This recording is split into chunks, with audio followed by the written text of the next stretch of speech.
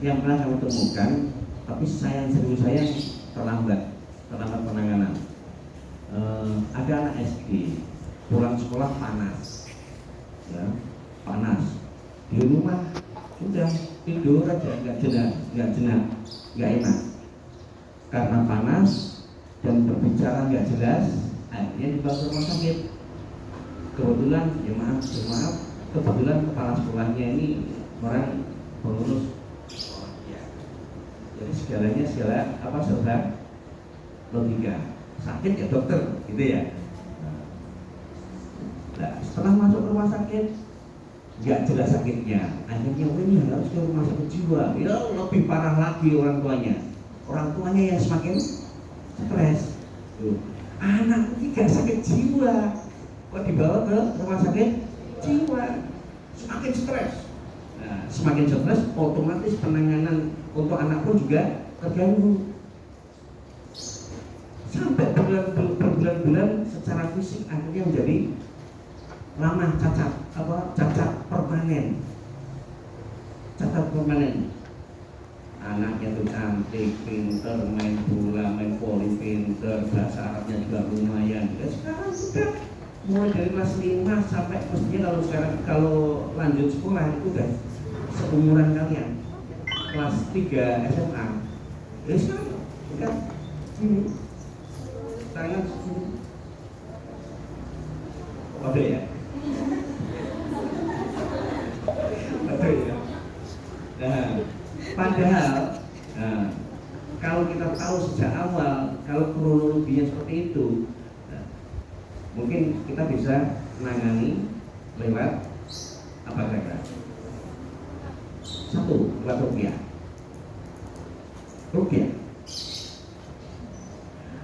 Maka Ibu Nabawi ini bukan hanya bekal saja, ya. Tapi ternyata yang perlu kita dahulukan justru malah apa? Rupiah.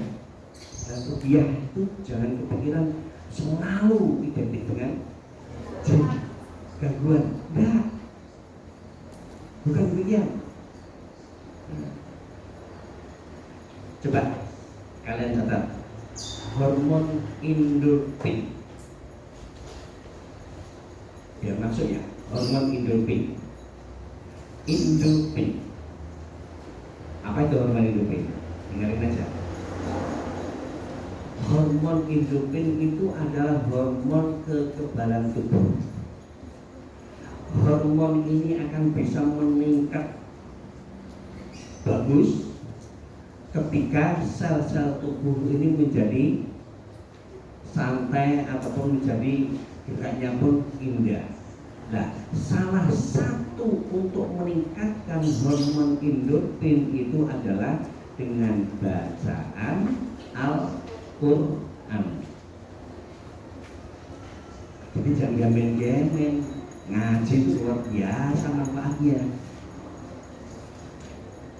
untuk orang sakit. Apalagi kemarin itu masa-masa corona, siapa yang mati? Mereka yang stres karena menghadapi COVID yang luar biasa spanengnya, ya, pusingnya luar biasa, ketakutannya yang luar biasa. Justru karena ketakutan inilah akhirnya hormon endorfinnya menjadi menurun. Nah, salah satu untuk meningkatkan hormon endorfin adalah dengan membaca Al-Quran. Padahal selain itu juga menggunakan herbal ataupun makanan-makanan yang digunakan oleh Rasulullah Shallallahu Alaihi Wasallam. Bukan semata-mata obat iki. Itu benar, nggak salah. Kecuali jin setan sing gawa reksa desa iki tak jaluk tambah nono bocah iki. Nah itu yang baru bisa harus pintar-pintar membedakan mana yang benar, mana yang salah. Ya. Terus kemudian ketika mengobati dengan peralatan-peralatan yang tidak disyariat oleh agama, sebaiknya itu ditinggalkan. insya Allah cukup dengan bacaan Al-Quran, cukup dengan terapi-terapi yang disunahkan oleh Rasulullah, insya Allah itu sangat enak. Ternyata sumbatan-sumbatan yang membuat kotoran itu kuat tidak mau keluar, organ-organnya bermasalah. Nah, ketika darahnya jadi lancar, itu pun juga luar biasa. Nah, cuman saran kita, ketika orang yang sedang kurang putih, sedang bulanan, sebaiknya hindari dulu bekam. Bukannya tidak boleh, kenapa? Karena kondisi ketika saat itu otomatis tensinya akan turun, mungkin mudah pusing, turunlah. Nah, itu saja sudah menurunkan tensi, apalagi ditambahi dengan bekam. Khawatir kalau drop, semaput. Itu sebenarnya semaput pun pingsan itu juga tidak masalah sebenarnya, asalkan yang memegang itu tahu teknisnya, tidak gegabah,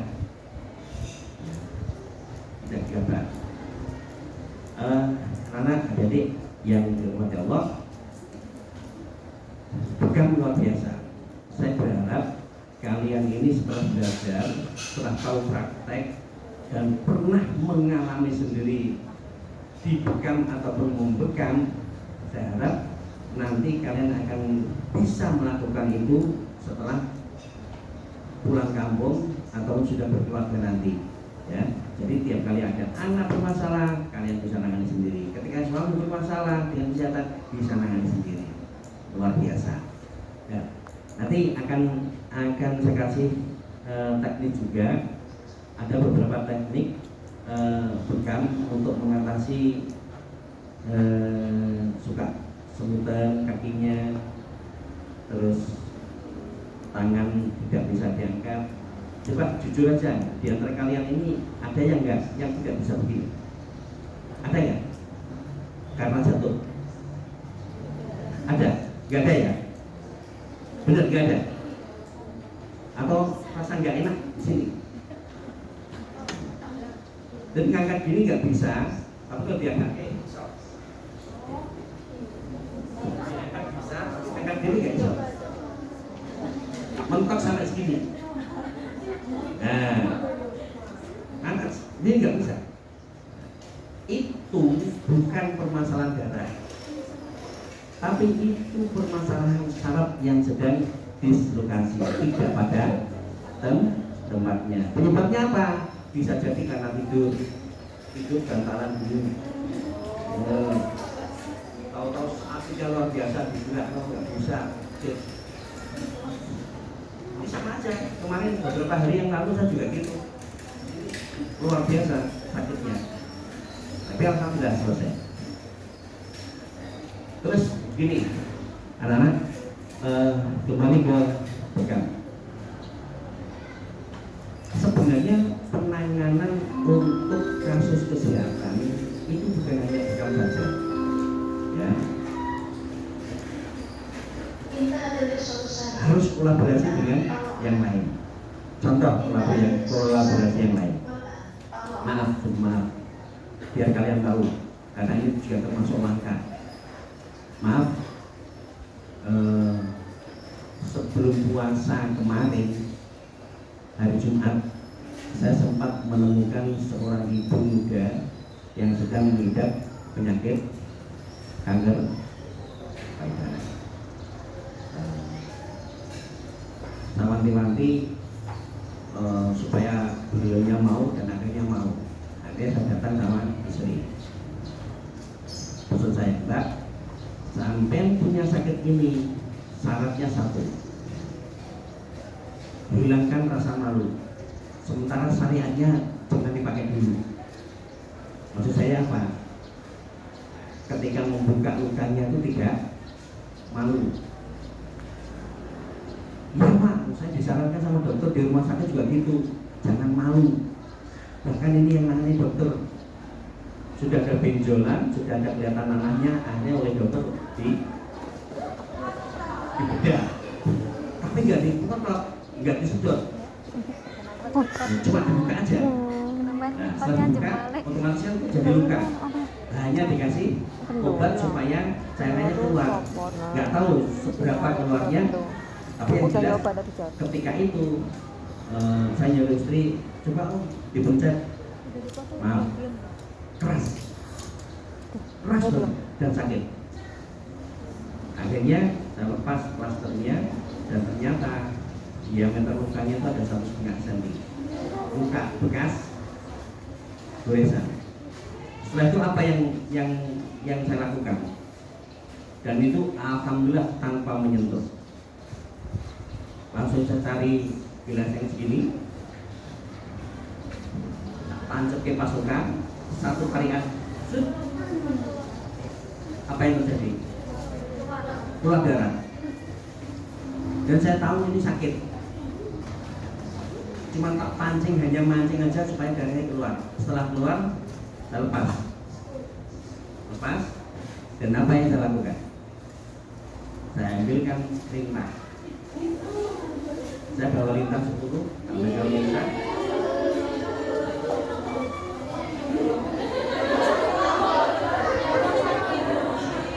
Ini ciptaan Allah loh.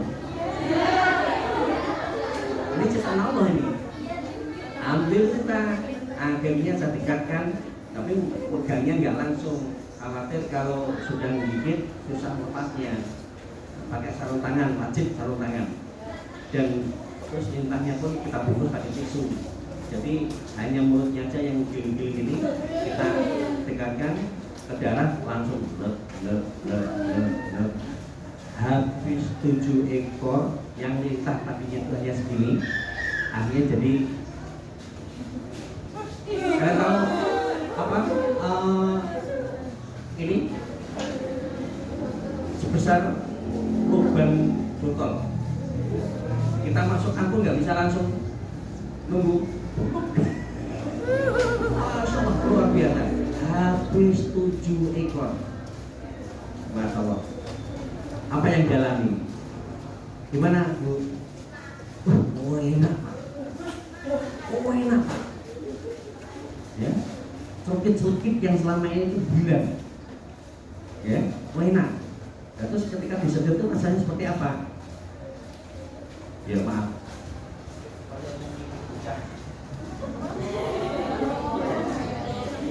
Jadi nggak sakit kayak di apa namanya digigit itu enggak. Nah, puasa kemarin saya juga sempat kena overjengking, dan itu panasnya luar biasa. Ke tali pakai karet, karena panas ini terus. Apa yang terjadi? Jarak 3 jam berikutnya saya ambil anset ini pakai jarum, tutup sendiri, keluar tadi, tapi darahnya hanya 1 titik yang keluar. Setelah itu apa? Ambil lintah. Karena sudah ada darah 1 titik, kita kasih lintah langsung makan. Sampai lepas, begitu lepas, habis 3 lintah, alhamdulillah mulai tidak. Racunnya bisa dari kalajengking keluar. Coba bayangkan, ketika ada saudara kita yang kakinya itu sudah korengen karena diabetes, apa yang dilakukan oleh dokter? Pernah nggak kepikiran supaya aman dari amputasi? Hanya obat dari luar. Padahal itu yang bikin kaki harus dipotong itu apa? Karena terlalu banyaknya darah rusak. Bisa dipegang? Nggak bisa. Nggak bisa. Apa yang bisa dikerjakan? Pakai apa? Oke. Ketika saya belajar lintah sama dengan kalian, dengar lintah aja kiri, ya. Sama ketika dengar kata-kata asam, akan merasakan, ya. Belum merasakan. ekspresi dari kata-kata itu tadi membuat ekspresi yang seperti kita tuh sedang merasakan itu. Ya, dan itu bisa terjadi pada rasa ketika melihat sesuatu. Ya, itu sesuatu yang perlu tak diterangkan lagi bukan judulnya.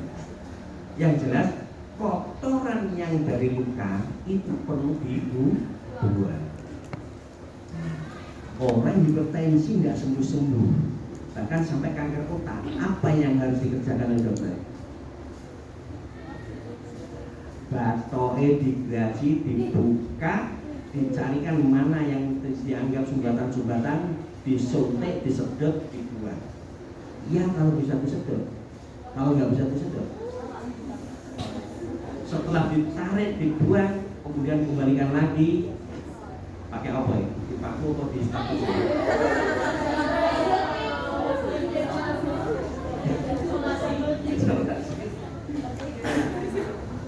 Nah, ya ini kayaknya yang lebih pas. Saya malah ngobrol tentang pengalaman tentang kesehatan supaya kalian ketika menghadapi masalah bisa ketularan ya. Ketularan bisa menghadapi masalah. Kalau urusan prakteknya bukan, ya saya berharap nanti setelah kalian keluar dari Takmir Islam ini, saya sangat berharap komunitas ini tetap terbangun, apalagi yang kalau kalian ini menekuni di dunia kesehatan, ya, ke dunia herbal atau kebudayawi, saya sangat berharap masih komunikasi ini masih bisa terjalin. Saya berharap itu nanti terserah pengasuh pembina para saja ini gimana cara mengkondisikannya. Supaya apa? Ketika ada kasus di masyarakat, entah kasusnya sendiri atau keluarga atau tetangga atau di masyarakat, kalian bisa bertanya. Ini salah satu peluang yang saya kasih saya sampaikan ke kalian. Barangkali kalau kalian mau. Kalau saya tambah. Kenapa? Nambah belum. Pak Sih, saya anak Islam, suami dua-dua. Ini gimana ini suami saya ini boyo ini? Ini kenapa ya? Buat mereka tuh sakit, duduk nggak bisa ini gimana? Nah, ini apa solusinya? Padahal sudah saya ikutkan kok nggak sembuh ya? Nah, bingung nggak? Bingung. Padahal andalannya bukan. Andalannya bukan. Saya bisa bukan pernah diajari. Tapi ketika kasus ini sudah terkerjakan, kok nggak sembuh? Kenapa? Itu bisa jadi karena dislokasi saraf, seperti yang di punggung tadi, di saraf itu nggak cukup dari darahnya, tapi bisa dengan gerakan, bisa juga dibantu dengan gerakan. Oke, ini lanjut nanti setelah kita ngobrol khusus masalah besar. Kenapa nggak rehearsal sore? Siapa yang kalau rehearsal sore ya nggak apa-apa tuh. Dipegang 1, 2, 3, 4, 5, 6. Enggak, aku belum. Siapa yang pernah Pak Omar masih garap-garap gitu. 1. Oke. Kalian kalau ingin bisa membekam, wajib merasakan dibekam. Wajib. Saya kenal bekam itu sejak 84 itu saya sudah kenal bekam. Cuman waktu itu kata-kata bekam belum kita dengar. Adanya apa? Santuk, bodojo, santuk atau kok. Nah, yang sering kita kerjakan itu spesial untuk bisul uduk. Padahal ibu muda yang saya ceritakan tadi itu juga termasuk kategori udut. Ada namanya, kan perlu disedot, ya, perlu disedot. Termasuk juga yang kena bisa kalau thinking kan juga perlu disedot. Kalau bukan bisa, waktu banyak di sini, tidak bisa. Bisanya pakai tinta. Sing sepitan itu pakai itu manfaatnya. 85 kita sudah belajar, kita praktek, tapi spesial untuk di bisul. Biasanya kan anak pondok kan datang kan biasa dimanapun tempat, kayak di tangan sampai di pantat pun juga ada, itu biasa. Nah, tapi dulu prakteknya pakai apa? Kalian tahu? Koin 100 rupiah itu, katakan misalkan di sini bisulnya ya, ditumpani koin, terus kemudian pakai kapas atau kertas yang sudah dikasih minyak tanah dan bensin, itu terlalu gede. Kapas tumpangnya koin, kemudian dibakar. Ketika terasa panas, ya secepat mungkin langsung ditutup pakai gelas. Bulat, hidup enggak apinya?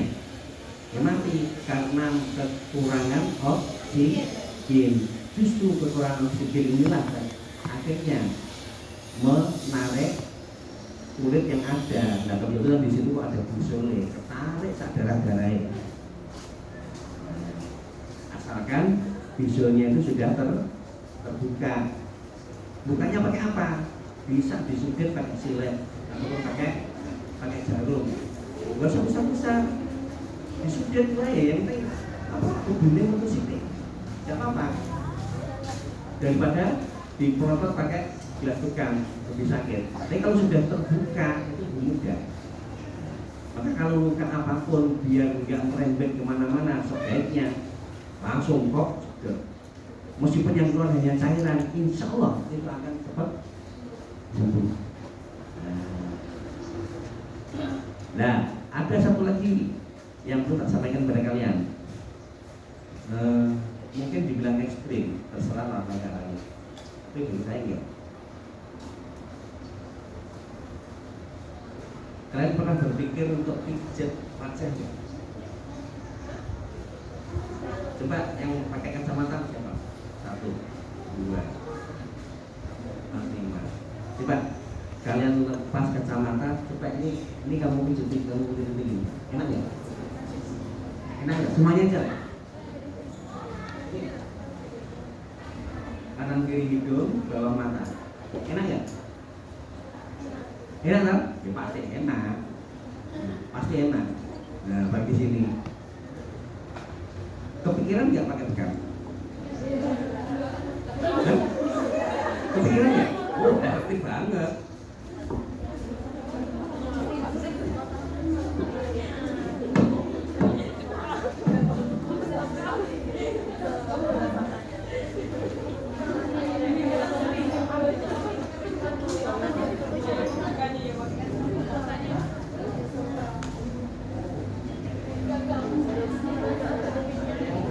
Ada bawa minyak saya sadar? Ada.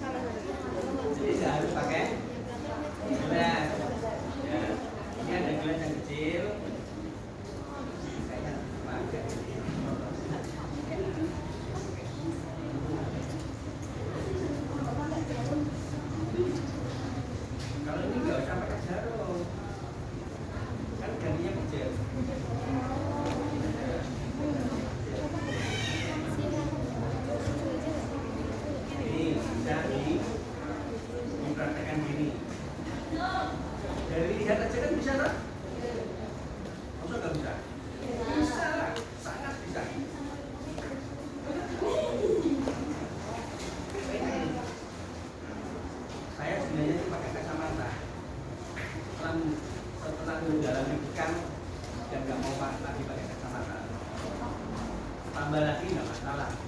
Kalau cuma 0,75 sama 1,25 mungkin sudah nambah 1,3. Ini Gunadawan Dewi Nahyana Jalaila alaiha rudu imani wal madrasah. terus kemudian Oh iya ada lagi manfaat dari Adalah Dewi ini Nahyana Jalaila bisa dibilang bekam muncul ya, bekam muncul.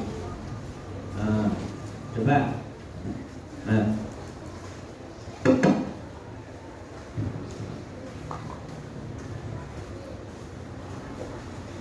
kaki ini,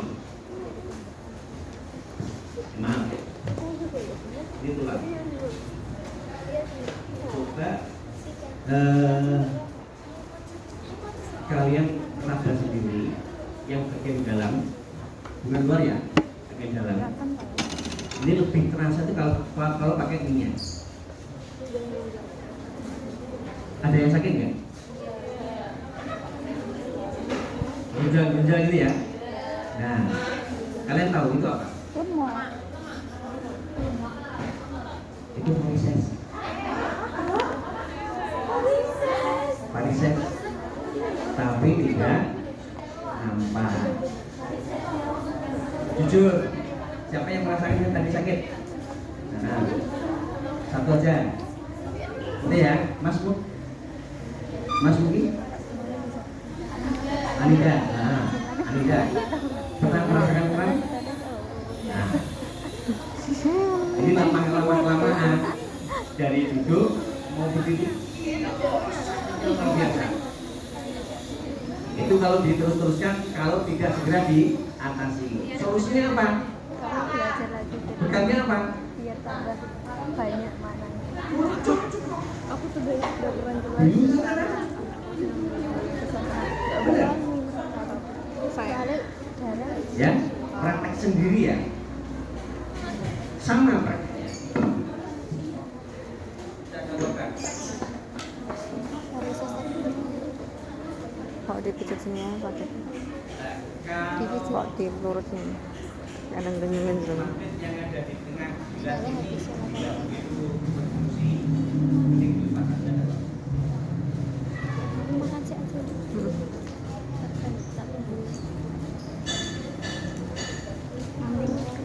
Ini mungkin bisa dibilang profesinya tukang pijat, padahal enggak. Tapi tetap dekat. Contohnya, Berdiri nggak apa-apa berdiri. oleh sininya.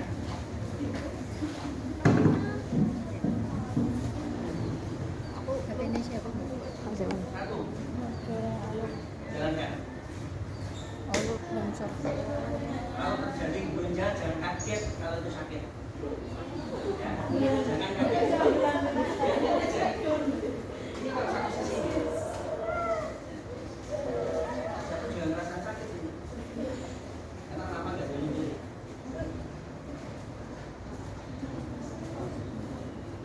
Bisa praktek sendirian. Ya. Nah, ini tapi kalau di bagian sini ini ada satu titik yang sakit, tapi nggak apa-apa. Sakitnya kenapa? Karena nggak pernah dilusuri. Kalau tegar, kalau capek, ini ada satu titik. Kalau yang di belakang sini biasa, udah liake. Ya, udah diginikan aja. Tapi jalannya jangan kenceng-kenceng, pelan-pelan, karena sakit. Ini aja. Mungkin waktu sakitnya udah luar biasa. Luar biasa kalau ada ya. Tapi tidak apa-apa, pelan-pelan. Wah, saya dipijat ini sakit-sakit enak. Benar, sakit-sakit enak. Nah, tapi lama-kelamaan nyaman karena sudah lentur. Kalau sudah lentur, insya Allah hilang namanya kram.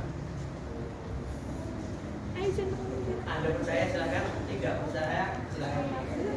Kamu tamang dulu ya? Yang penting sudah terkasihkan, sudah Kamu kan tersampaikan. nggak? Ini manfaat dari bekam kering. Di sini. Ya.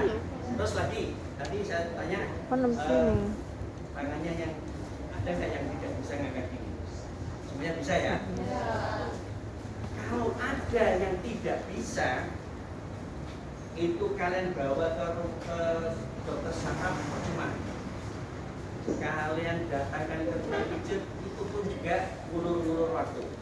Yang paling efektif apa? Caranya gimana? Ya, belasan bukan hanya saya tunjukkan aja ya, tapi enggak, saya nggak bisa praktek. Ambil dua ini kering, mungkin 2 atau 3 sedotan ya, 2 ini, terus yang saya juga bisa 3. Saya sendirilah bagian ini ya. Setelah itu apa? Luruskan tangan. Ini nggak bisa ngerjakan sendiri, harus diterapi, harus orang lain. Putar. Hanya gini aja, ini udah sakit ini udah terasa sakit. Jangan dipaksa, pelan-pelan aja dulu. Kalau sudah nyaman, lebar. Sakit, teruskan pelan-pelan sampai nyaman, melebar lagi. Akhirnya sampai gini. Biasanya kalau memang dislokasi saraf, perhatikan, oke? Sambil pegang, banyak ini ya. Bagian pergelangan ini yang dipegang. Kenapa? Itu akan kalau dislokasi saraf dan sarafnya akan kembali, itu akan mesti menunduk. Terasa di pegangan sini. Hitung aja.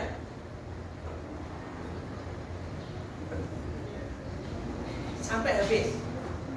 Ya. Kalau diputar berkali-kali kalau sudah nggak ada bunyi, bisa jadi 3 kali, bisa jadi 7 kali, bahkan saya pernah menemukan sampai 18 kali. Yang 18 kali itu sudah menghabiskan 35 juta untuk pengobatan. Nggak sembuh. Kita tangani tidak ada 2 menit selesai.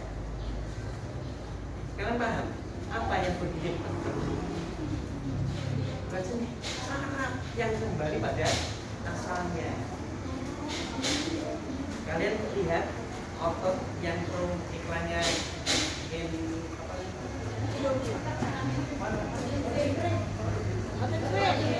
yang kabel untuk rematik itu.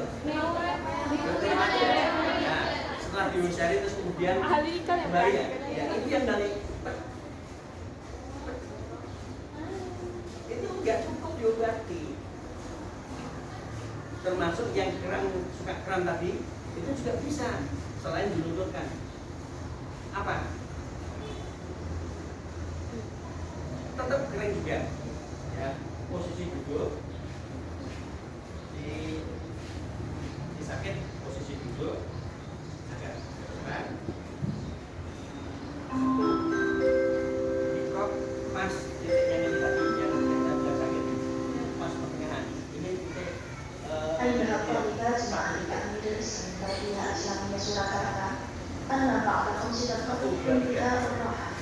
satu dia masa bisa pelan-pelan ditunggu berapa detik, tambah lagi, tambah sakit lagi.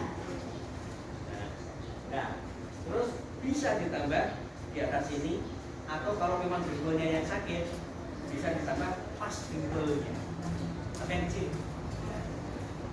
Ini belum, baru permulaan. Terus apa yang dikerjakan? Kalau memang yang sakit, maka tangan kalian sebagai praktis masuk ke sini. Ya kan? Paham ya? Nah, ini kalau yang terapi kalian otomatis pakai tangan apa ini? Ini ada di sini. Ya. Tangan kiri yang masuk, kaki yang kanan. Kemudian tangan kanan ngangkat ini pelan-pelan. Pelan-pelan. Karena sakit luar biasa.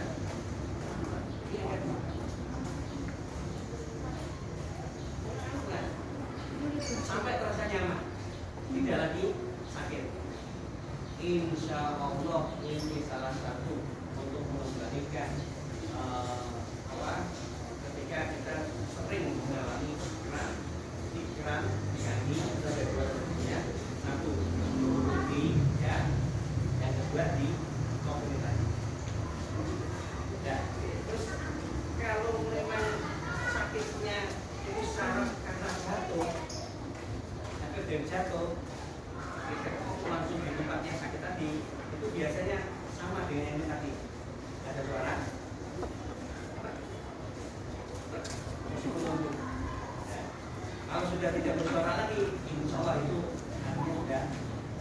ke asal.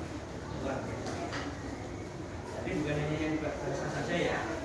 Nah, ini yang jarang dibicarakan justru malah ya, pegang yang keren yang muncul padahal manfaatnya luar biasa. Masuk angin aja lah, masuk angin. Apa yang harus dikerjakan? Kerohan dia hanya membuka pori-pori dan jadi gosong. Tapi ada yang lain pakai apa? Ganti baiknya diadaptasikan.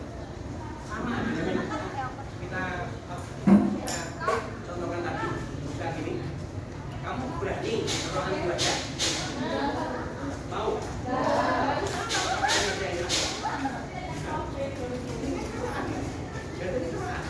Sama dengan ini. Ini misalkan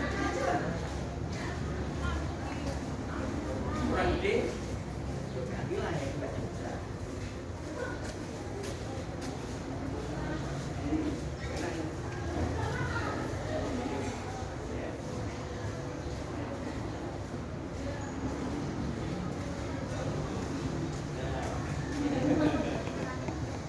Targetnya diputar di bawah yang tadi. Jangan dilarang. Terus kemudian ini muncul sudah, kering sudah.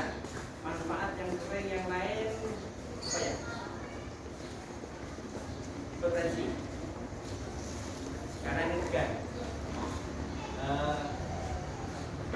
Metode ataupun teorinya sama dengan yang dikirakan tadi atau yang diukur ini. Tapi untuk panah, caranya gimana? Tahu? Ambil 3 titik. 1, 2, 3. Ini bisa dikerjakan sendiri. Tapi ya tetap pakai selang. Sendirian nggak bisa gini. Susah. Nah, kalau selang bisa. Ya. Ini namanya bagian pangkal.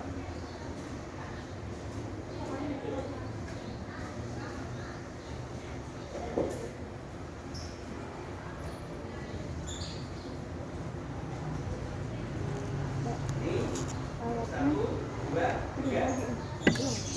Semuanya bisa kan? Kalau sendirian ya, NAWDW sudah punya bersilang menghadap ke barat.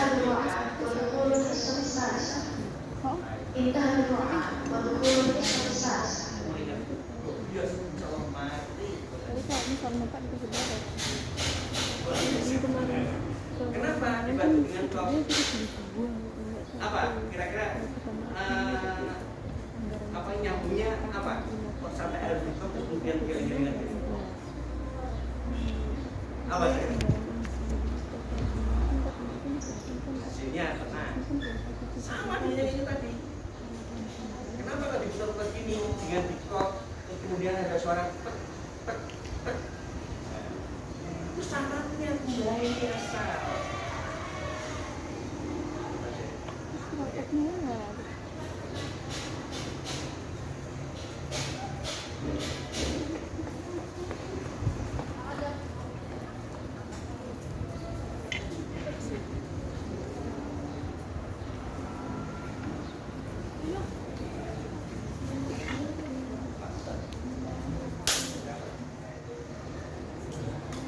Sama dengan yang tadi. Jadi posisi yang sakit itu ditarik gas, kemudian digerak-gerakkan lewat gerakan yang tadi atau ini supaya apa? Kabel-kabel yang meslek itu bisa kembali asal. Tidak cukup dengan goresan ototin, tidak cukup. Nyambung ya? Ya. Ilmu sederhana dari pengalaman yang luar biasa. Ini baru Tapi alatnya ada nggak? saya tanya Bisa untuk berapa kelompok?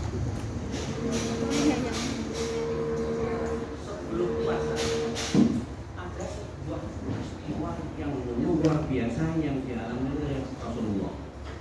Peristiwa apa itu? sebelum Ramadan, 1 bulan sebelum Ramadan, Rasulullah mengalami sebuah peristiwa yang luar biasa. Apa itu peristiwa? Sebelum Ramadan bulan apa? Sabar. Sebelum Sabar? Rajab. Ada apa? Apa? Isra Mi'raj. Di dalam Isra Mi'raj itu ada apa? Satu-satunya perintah yang tanpa perantaraan malaikat yang diberikan oleh Allah langsung pada Rasulullah adalah perintah salat. Itu satu-satunya. Kalau yang lain pakai perantaraan malaikat. Kalian tahu di dalam Isra Mi'raj itu ada perintah yang lain selain salat. Apa? Apa? Yang bisa saya kasih uang tak sama.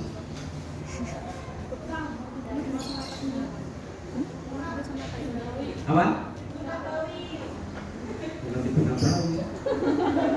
Yang bilang bukan tadi siapa? Ini.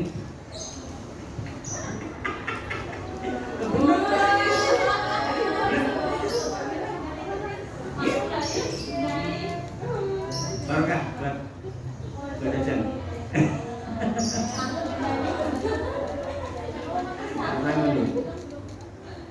Kenapa saya keluarkan uang?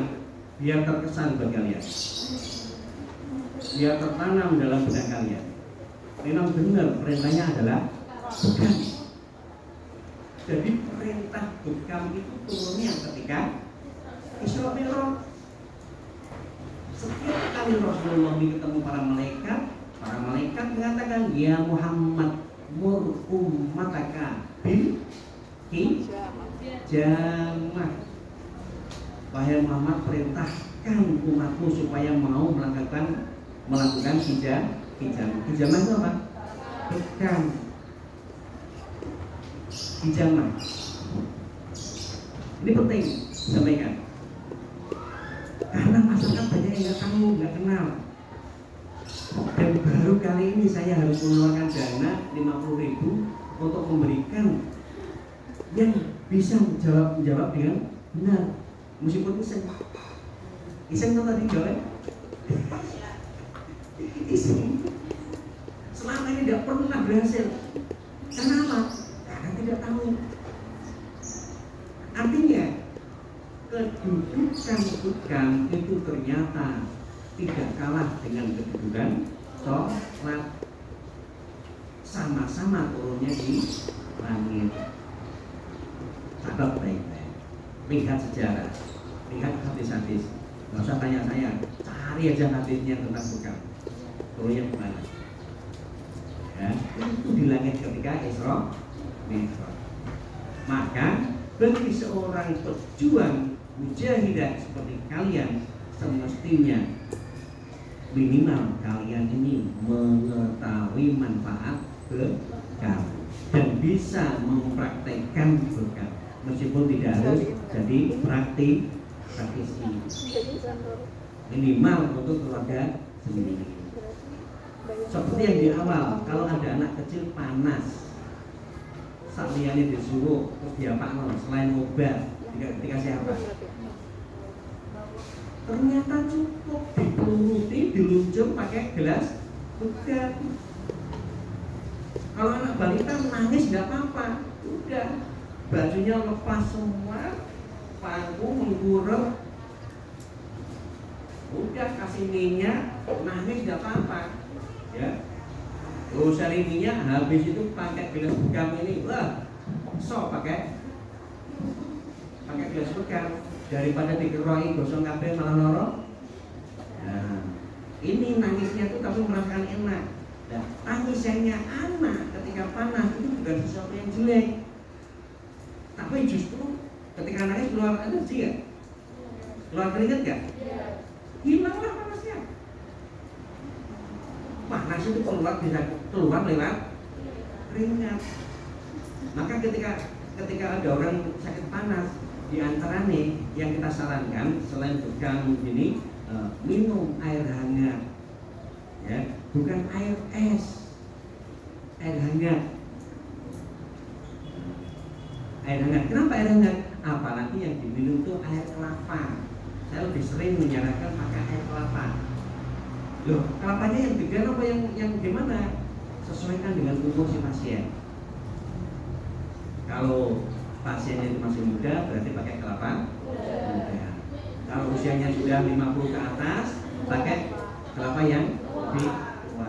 Loh, itu ada filosofinya, ada manfaatnya. Karena apa? Penyakitnya balita itu masih ringan, nggak perlu banyak-banyak amunisinya tuh nggak perlu banyak-banyak. Tapi kalau yang sudah tua itu udah koklok terus rusak kabeh itu lah. Makanya cari buah yang betul-betul sudah matang beneran. Maka dicarikan kelapa yang lebih tua. Bukan masalah enak-enak, enggak. Air kelapa itu sama saja. Yang bilang enak kan hanya di lidah, jadi perut belum tentu. Air es itu enak ya? Di lidah, di perut belum tentu. Ya. Maka anak-anak seperti kalian, jadi semua kalau jajan kok menikmati jajan kok enak, biarnya ekstra hati-hati. Enak kan hanya di lidah, ingat perut. Ya. Ini kayaknya saya juga perlu bicara tentang air ini. Kalian paham air ini air apa? Namanya apa? Kalian tahu apa ini isinya? pH. pH berapa? 8. Saya bisa membuat ini lebih dari 8. Nah, tapi ini bukan masalah 8 atau 9-nya, enggak. Tapi yang jelas air ini bagus untuk orang sakit. Bukan untuk diminum saja, enggak. Ini manfaatnya bukan untuk menghilangkan hajat, bukan. Untuk kanan sendiri. Nah.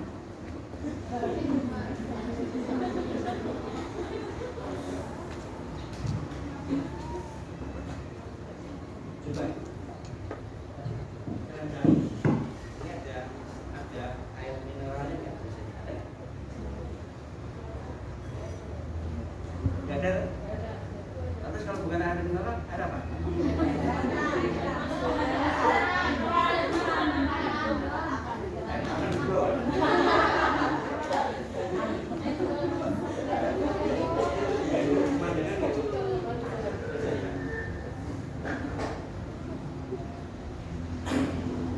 Ini harus saya sampaikan. Kalian berpaham. Dan saya akhir-akhir ini sering menamakan diri, mengenalkan orang, sering menulis sesuatu. Saya kirimkan di WA, Kang Sinwan, pelapis air putih. Pelapis air putih. Dan ternyata belum banyak orang yang menamakan diri pelapis air putih. Kenapa? Ini pH tinggi. Cuman sayangnya satu, tidak disebutkan ini air mineral atau air demineral. Tidak disebutkan. Nah, kalau ini air pH tinggi, ini sama dengan produksinya Kangen Water. Ya, Kangen Water. Pertanyaannya, TDS-nya berapa? Itu mineral atau demineral? Ini yang belum terjawab. Ya, tapi ini sudah bagus. Nah, ketika selain ini ada, maaf ya, saya menyebutkan merek ya, biar kalian paham ya. Tapi saya tidak menyarankan untuk menggunakan itu, tidak, karena kita punya yang lebih bagus lagi. Ada insya Allah. Pernah dengar ya? Itu sama.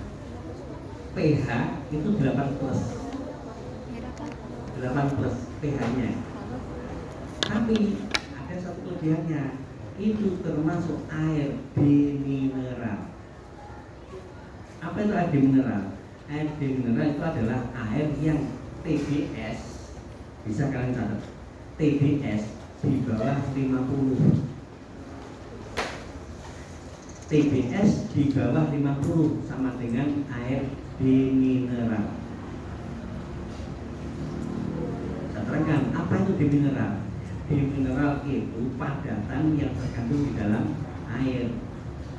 Semakin tinggi itu semakin tidak bagus. Aqua itu TDS-nya tinggi sampai 220-an, tinggi banget. Coba Zam-Zam TDS-nya berapa? Ada 90 TDS-nya. Tapi nanti kita tahu rahasianya. Kita bongkar rahasianya. TDS rendah itu maksudnya apa? Ketika air itu masuk ke dalam tubuh, itu akan semakin mudah diserap oleh tubuh. Maka TDS semakin rendah, semakin nol, itu semakin bagus. Itu TDS-nya. Milagros Isaura itu TDS-nya itu di bawah 50, sekitar 34 atau 35. Tapi pH-nya berapa? 8. Kita bisa membuat air yang TDS-nya jauh lebih rendah dan pH-nya lebih tinggi lagi. Apa itu? Ada balik-balik. Kalau di sekitar sini kalau nggak salah itu airmu. Tapi bukan masalah merek, tapi lihat. Tapi sayang ini saya kira begini. Yang tadi kamu cari tulisannya tadi nggak ada, seharusnya itu ada. Kalau orang paham kesehatan tentang air, itu pasti akan menyebutkan di sini air demineral. Air demineral itu air yang TDS-nya di bawah 50. Nah, kenapa pH harus tinggi? pH tinggi, rahasianya gini. Kalian tahu asam urat ataupun asam lambung itu ada asam pendampingnya apa selain asam? Basa. Asam itu harus 30%, basa berapa? 70%. Ketika manusia itu kakean pola, membuat asamnya menjadi tinggi. Ketika asam tinggi, entah itu asam urat atau asam lambung, maka apa yang perlu dikerjakan? Bekam berfungsi untuk menurunkan asam. Ya, bekam berfungsi untuk menurunkan asam. Ya, bekam ya. Tapi kalau itu nggak cukup, perlu untuk menurunkan asam ini tidak harus, tapi cukup memberikan keseimbangan. Yang penting asamnya 30, basanya 70. Basa itu ada di mana? Nah, ini pertanyaannya ini. Ada yang tahu? Tapi saya nggak mengeluarkan duit ini. Basa itu ada di mana? Ayo, siapa yang tahu? Hah? Basa itu ada di dua. Satu, di buah segar. Buah segar. Yang kedua apa? Air yang pH-nya tinggi, 8% termasuk tinggi. Maka air pH tinggi aslam ini cukup untuk mengobati ataupun mengobati asam urat ataupun asam lambung. Tapi harus full.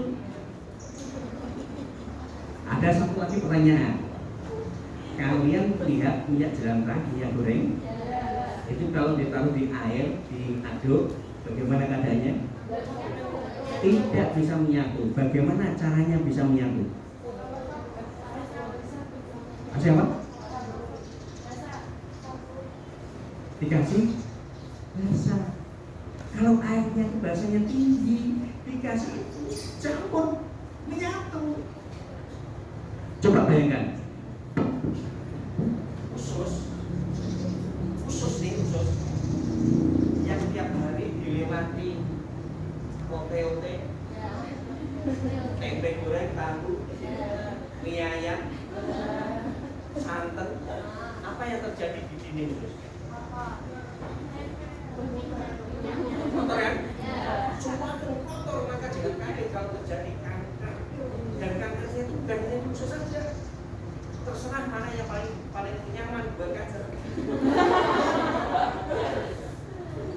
apa?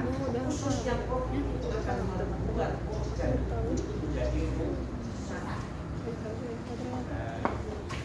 Maka kalau itu sudah ada terjadi kerusakan, maka pertama kali yang harus dikerjakan adalah membersihkan usus. Maka tepat sekali Rasulullah mengatakan kalau ingin sehat, yuk jagalah usus. Maka Allah memberikan kesempatan untuk orang Islam supaya 1 bulan penuh berpuasa untuk menjaga usus. Pertanyaannya, bagaimana untuk mengumpulkan tadi?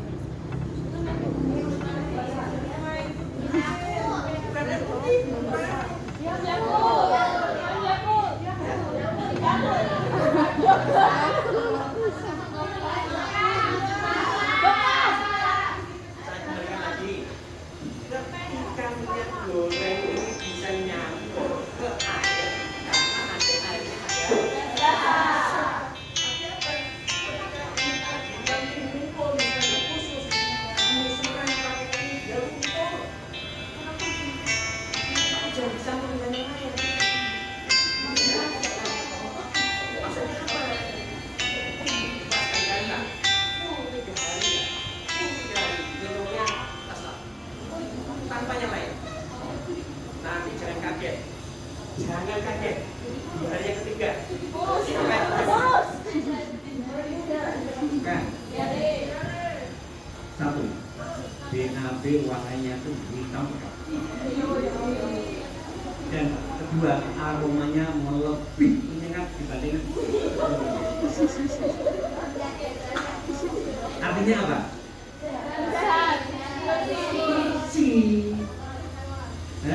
Korbannya keluar. Maka kalau orang kanker apapun cuma hanya dioperasi, dibersihkan, apa selesai? Tidak mungkin selesai. Tidak mungkin selesai. Maka setiap kali saya menemukan orang sakit, pertama kali yang saya tanyakan di antaranya adalah air minumnya apa? Oh, aqua apa? Loh, siapa yang menyarankan aqua? Apa fungsinya aqua? Aqua itu bagus untuk orang haus. Tapi kalau orang sakit itu tidak berfungsi karena tidak ada pH.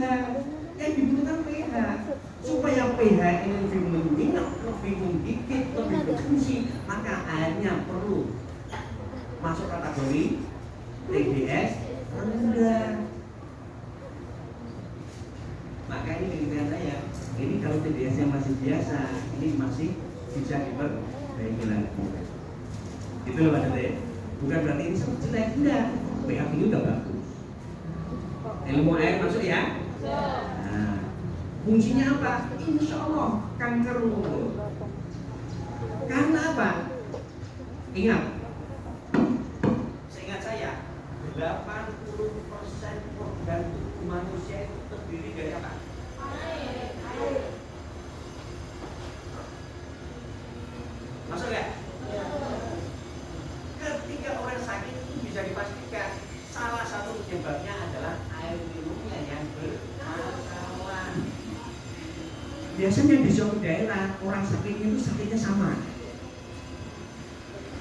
karena minumnya dari air yang dari yang sama sumber. Nggak tahu airnya ini kandungnya gimana, nggak jaga, nggak pikir. Nah, yang penting dari sumber dari tanah bagus, padahal belum tentu. Oke, kembali ukurannya ke milagros atau misalnya. Mas, ini juga Pak terapi air ini, ya, laboratorium juga. Kalian tahu, ada budayanya orang kuno, nenek moyang kita, kakek nenek kita, yang sekarang ini hilang. Apa? Kaitannya dengan air. Siapa yang tahu? Kaitannya dengan air. Orang dulu banyak yang sehat. Salah satu di antaranya adalah mereka itu tidak kenal air kemasan karena pabrik itu belum air. Itu ada. dari mata air. Ternyata nenek moyang kita yang ini merebus.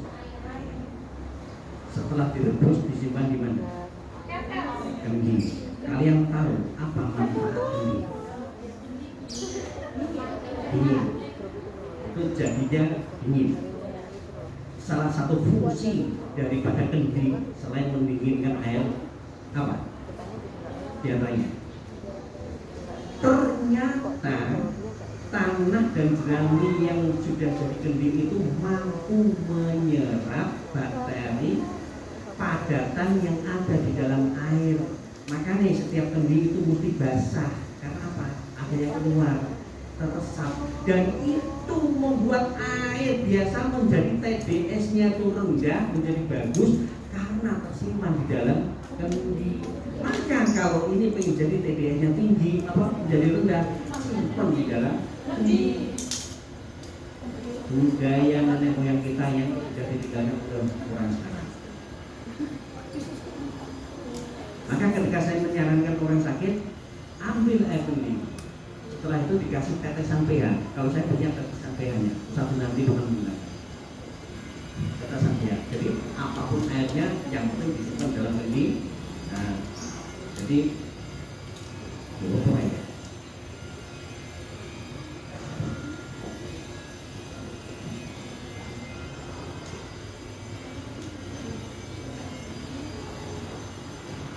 Ini yang pernah saya bilang dari teman-teman. Jadi gelas kita kasih ini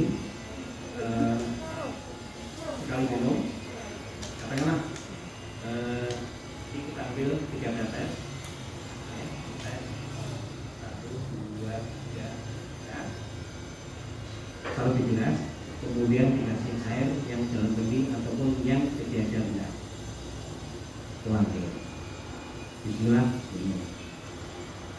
Ternyata itu cukup efektif untuk membersihkan lambung, melumpuhkan plek-plek hitam yang sepanjang usus, luar biasa.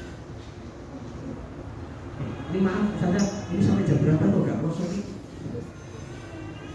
Buat apa Pak? Lanjut Pak. Ini jam berapa ini? Jam 9? 9.30. Nah, budayanya orang-orang kita, sekitar kita, kalau usianya sudah 50 ke atas, apalagi ibu-ibu, biasanya males untuk minum. Kenapa males? Karena tubuhnya tidak keringetan, nggak praktek digunakan, fisiknya nggak begitu berfungsi. Paling ketemu ngobrol, ngomong butuh, gitu ya. Apalagi zamannya sekarang di rumah sudah pakai kipas angin, apalagi pakai AC. Kapan keringetan? Nah, ini peringatan buat kaum putri ini, buat kalian. Saya kembalikan sebuah penyakit yang di awal tadi kita sebutkan, yang kita pakai, yang kita tangani pakai lintas tadi. Yang kita apa? Kanker payudara. Kalian tahu apa di antara penyebabnya? Ada yang tahu? Pola makan jelas, jadi 3. Ada orang putri, maaf, biasanya kalau ketiaknya itu basah, biasanya nyaman nggak? Nggak nyaman. Supaya tidak basah, maka harus dikasih deodoran, bedak dan macam-macam. Bedak dan macam-macam itu kalau di ketiak supaya apa? Supaya tidak keringetan. Tidak keringetan. Ya. Pada yang baru itu keringet kan? Keringet. Yang baru itu sesuatu yang baik, sesuatu yang baik atau sesuatu yang jelek? Baik untuk tubuh karena itu kotoran. Makanya keluar. Coba kalau kotoran itu ditutup, pori-porinya ditutup pakai bedak atau pakai lotion atau apapun lah, tubuh bergerak terus. Aslinya asli. Ini keringetan nggak? Mestinya kan keringetan. Berhubung pintunya keluar itu ditutup, maka ngumpul kemana?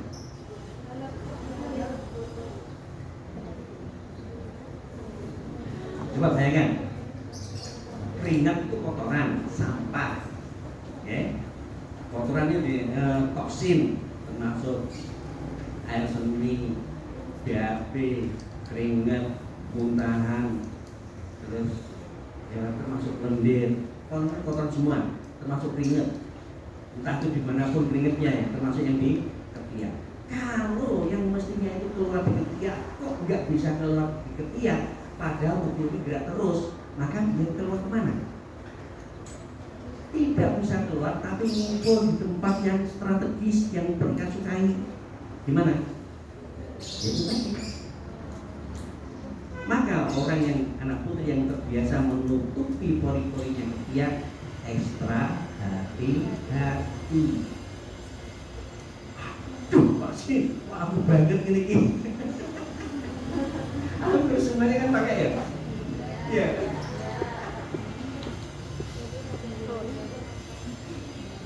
Nah, ini kita sampaikan supaya kalian bagi anak putri tahu kenapa kok bisa terjadi seperti ini. Kalau sudah terjadi, sudah tahu solusinya. Apa tadi? Di antaranya adalah memperbanyak air minum yang bagus. Ya, aqua itu bagus untuk orang yang haus. Tapi kalau untuk orang sehat, orang sakit itu tidak bagus, belum berfungsi.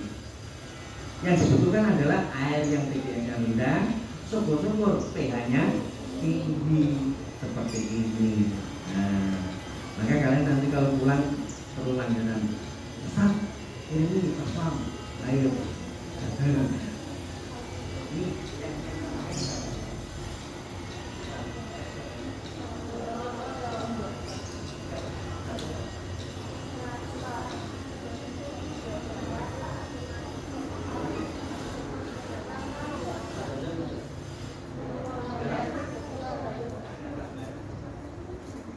karena sebelum lahir sama aja ngambil air yang seperti ini itu dari sumber, sama juga ada tukang ngambil.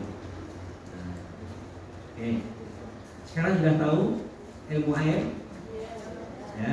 Maka pertama kali yang dilihat air minumnya apa, ya. Air minumnya apa?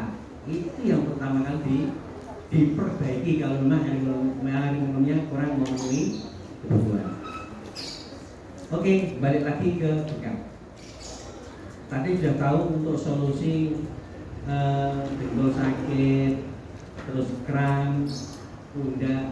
Orang bilang kalau di tempat saya itu bilangnya loro gendeng ya, loro gendeng. Nah, loro gendeng orang Jawa orang Jawa itu bilang itu loro gendeng itu bisa disebabkan karena dislokasi saraf, bisa juga disebabkan oleh darah yang statis, darah mati. Nah, darah yang mati.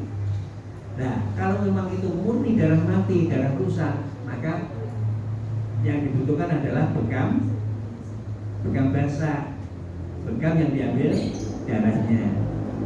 Ya, bisa membedakan? Insya Allah bisa membedakan. Terus lagi, ini saran saya, pesan, ketika nanti kalian sudah bisa praktek, satu yang ekstra hati-hati, syukur ditolak saja.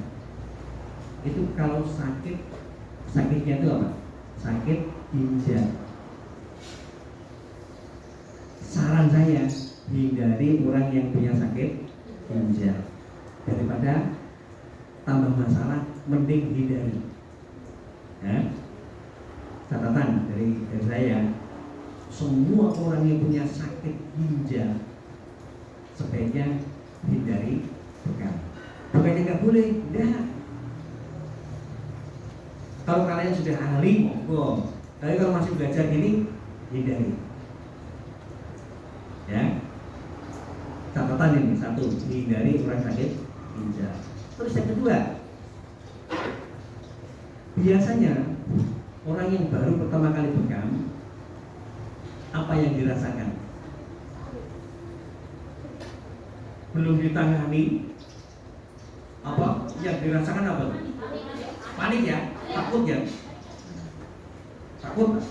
Wah, Nanti kalau sakit gimana? Nah, macam-macam ya pikiran ini kan campur aduk ya. Itu maklum baru pertama kali. Nah, untuk menghadapi orang yang baru pertama kali bukan dan orangnya kok nampak tidak nyaman, ya jangan gegabah. Ya, orang-orang lorong langsung diperbanyak gelasnya, jangan. Bisa-bisa pingsan orangnya, semaput. Nah, untuk orang menghadapi orang yang macam ini ada tekniknya, ada caranya. Caranya apa? Satu titik saja ini.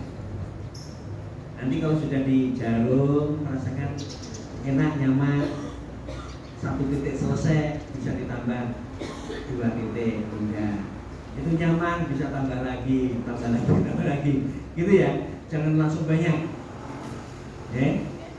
Nah, tandanya orang takut apa? Tahu? Biasanya itu ngajak ngobrol terus. Atau orang yang nyanyi. Dibuka malah nyanyi. Ternyata nyanyi mengeluarkan suara itu juga ekspresi ataupun pelampiasan bahwa asli ini dirinya itu sedang mengeluarkan panik. Ya.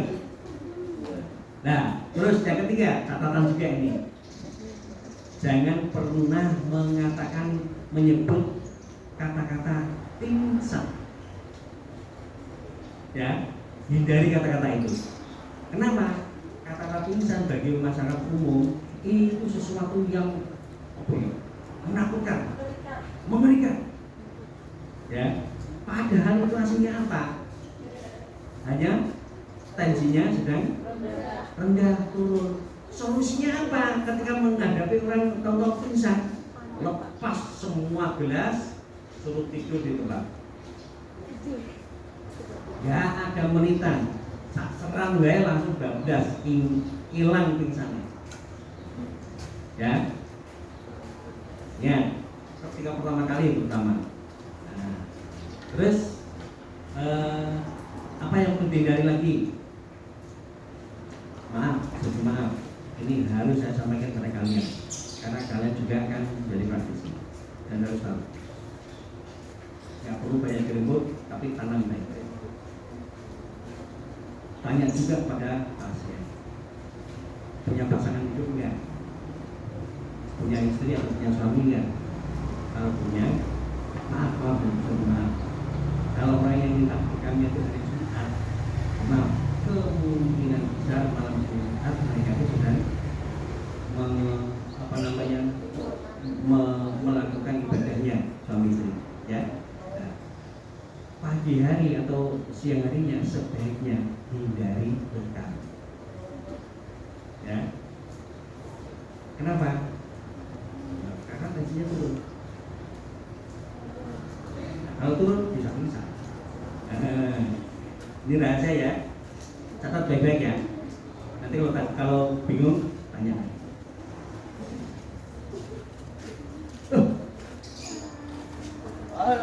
Assalamualaikum. Ustaz.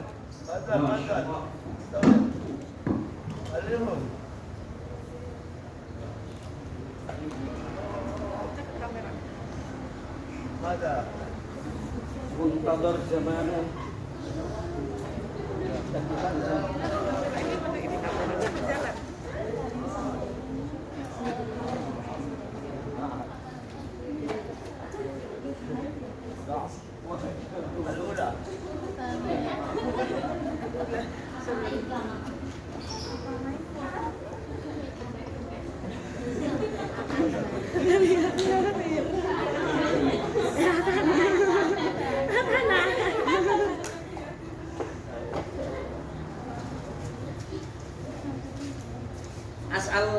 Soal tuh Allah ini Pak, ana Ustaz. Tiga poin. Iya.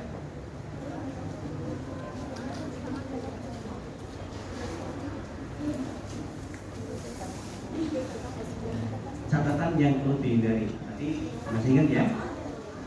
Kalau lupa browsing aja di Google itu udah banyak. Sekarang apa yang nggak bisa dicari? Banyak. Kalau masih ragu-ragu, tanyakan ahlinya. Gitu aja ya. Nah, terus memang hari ini saya lebih banyak berbicara tentang pengalaman berkaitan dengan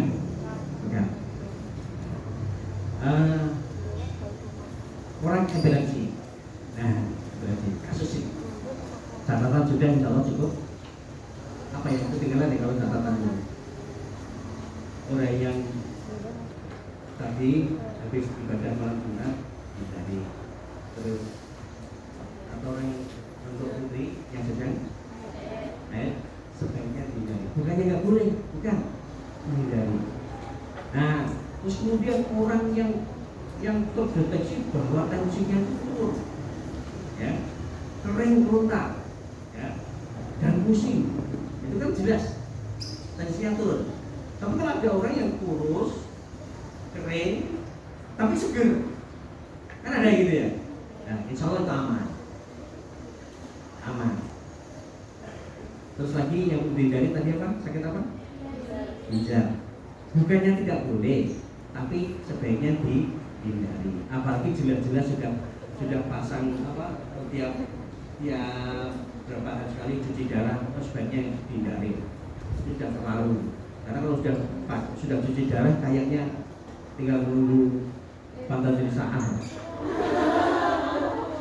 Iya. Dan kemana lagi? Kan ya tidak mungkin pulih kembali kan? Kalau ditangani oleh dokter. Kalau kita yang nangani, tetap ini yang jadi anggaran. Ya. Anak-anak, adik-adik yang dirahmati Allah, ada satu lagi terapi yang perlu saya sampaikan ketika menghadapi supaya ketika kalian itu menghadapi orang sakit ada pandangan, ya, pandangan. Coba kalian tahu orang kena sakit diabetes, ada yang sembuh. Coba acungkan tangan yang pernah melihat orang sakit diabetes terus kemudian sembuh. Ada. Benar sembuh. Sembuh apa ya? Bukan lagi. Bukan. Tahunya sembuh dari mana?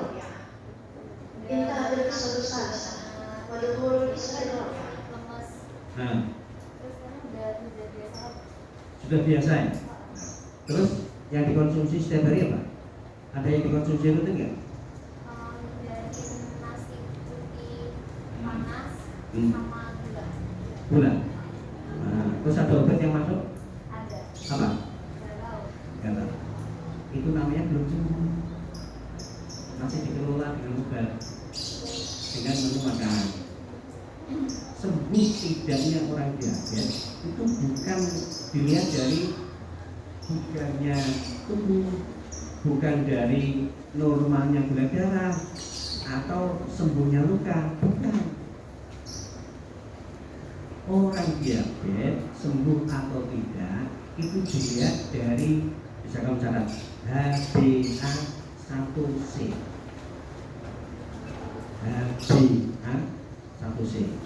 Apa itu HbA1c?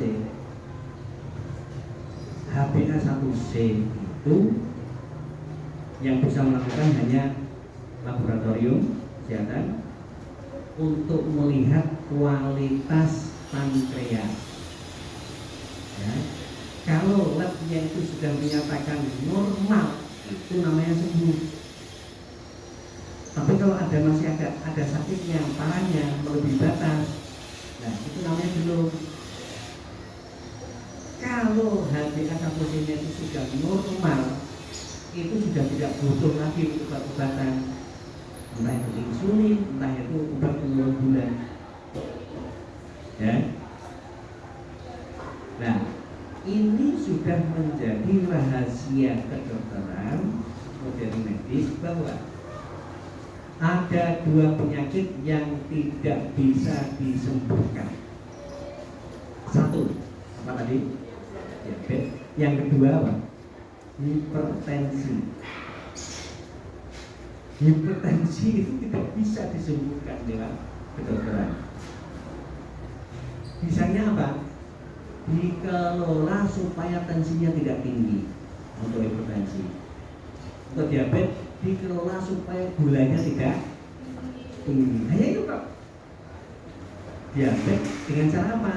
Dengan obat penurun gula darah atau dengan memberi insulin. Nah, sebenarnya organ yang rusak itu apa tadi? Yang rusak apa? Untuk orang diabetes, pankreas.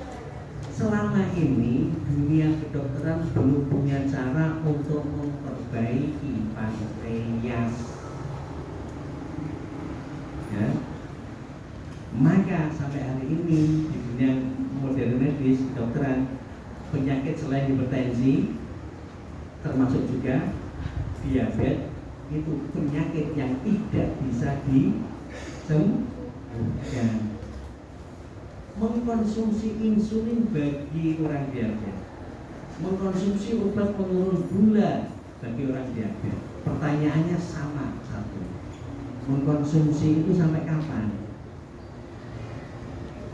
Sama dengan urat cuci darah, sampai kapan? Sampai wassalam. Kalau udah wassalam, kalau memanggilnya ya sudah, itu udah nggak perlu obat lagi, sudah mati.